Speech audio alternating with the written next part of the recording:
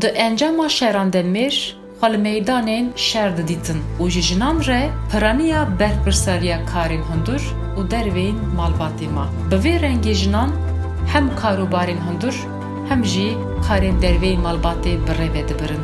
Hemî şerên ku dagirkeran li dijî gelê Kurd dimeşandin du alî hebû. Yek, kuştin û tunekirina parêzvan û şervanên gel û ya din jî tunekirina nasname û çanda netewiya gelê Kurd. Nasname û çanda ku ji bo dagirkeran wekî xeterek hatibû destnîşankirin. Jin ji vê zilmê dûr neketin. Ji aliyek zilma dagirkeran û ji aliyekî ji zilma civakê re rûbrûman. Lê ji ber ku di vê warê de yanê hela fîzîk û laşî ve newekewiyek hebû.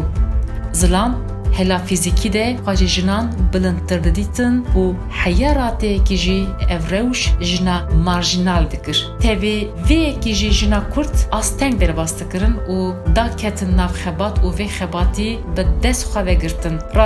Rast e ku roja heştê adar wek sembola jinê cep hatiye naskirin. Lê îro sentezekî dirust bûye ku doza netewiya bilindest bi taybet nasyonalizma rizgarxwaz bi doza feminîzmê re têkil bûye. Senteza wî ew e ku jinê di nav netewiya bilindest de ev roj wek roja xwe nas dikin.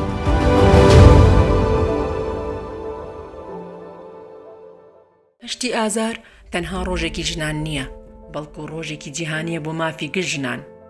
لەو دەمەوەی دەستیان بە تێکۆشان کرد لە پێناو پەیڕەوکردنی یەکسانی نێوان ژن و پیاو. لە ساڵی 1910 ئەو خەباتە بە پێشەوایی کلارا تسکین بەردەوامی پێدرا.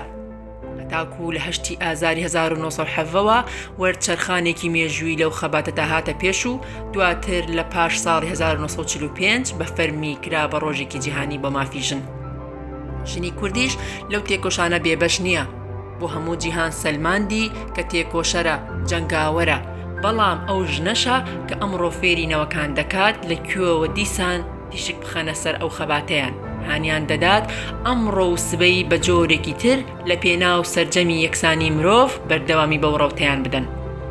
دایکان و نەنکانی کورد وێڕای چرچەکانی ڕوخسار و دەستیان، وێڕای سوتاوی دەموچاویان بە خۆری کوردستان کە خودی ئاڵاکەی بە نیشانەیەکی ژیان و هەڵسانەوە نەخشێنراوە، ئەو هایش توانویانە کۆسپ و بربەستەکان تێکشکێن و لە بریاندا دروشمی ئازادی بۆ خۆیان و نەوەکانیان بەرزکرێتەوە.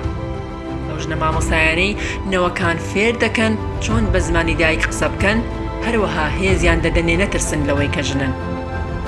ئەو ژنە دکتۆرانی گەنجەکان فێر دەکەن چۆن بەهای مرۆڤ لەلایەن بە هیچ نرخێک ناکڕێ. ئەو ژنە داهێنەرانەی نەوەکان ڕادەهێنن بە پێنووسەکانیان و بە فڵچە و بەرهەمەکانیان دوژمن ببەزێنن، ببنە پاڵپشتی هزری مرۆڤی تر و دەیان خەنە سەر ڕێگای تێکۆشان بۆ زانست و پەخشکردنی کولتور. ئەو ژنانەی لە مێژوودا بە خەباتی بێوچانیان بۆ پرسیژن نەوەکان فێر دەکەن داهاتویان خۆش بوێت. ئەو ژنانەی خۆیان دەکەنە نمونەیەکی زیندوو بۆ گرتنە ڕێگای ئاشتی و تەبایی و لە تەک ئەو پیاوانەی بۆ یەکسانی دایک و خوشک و هاوسەر شان بەشانیان تێدەکۆشن. ئەو ژنە زانا و ئەکادیمیانەی ڕەوتی زانستی و ئەقلانیت و ئەلمانیەت دەکەنە وێنەیەکی نوێ بۆ خەباتکردنی ژنانی تر. ئەوانە هەمویان ئێمەی ژنین و بەردەوامی بۆ خەباتەمان دەدەین.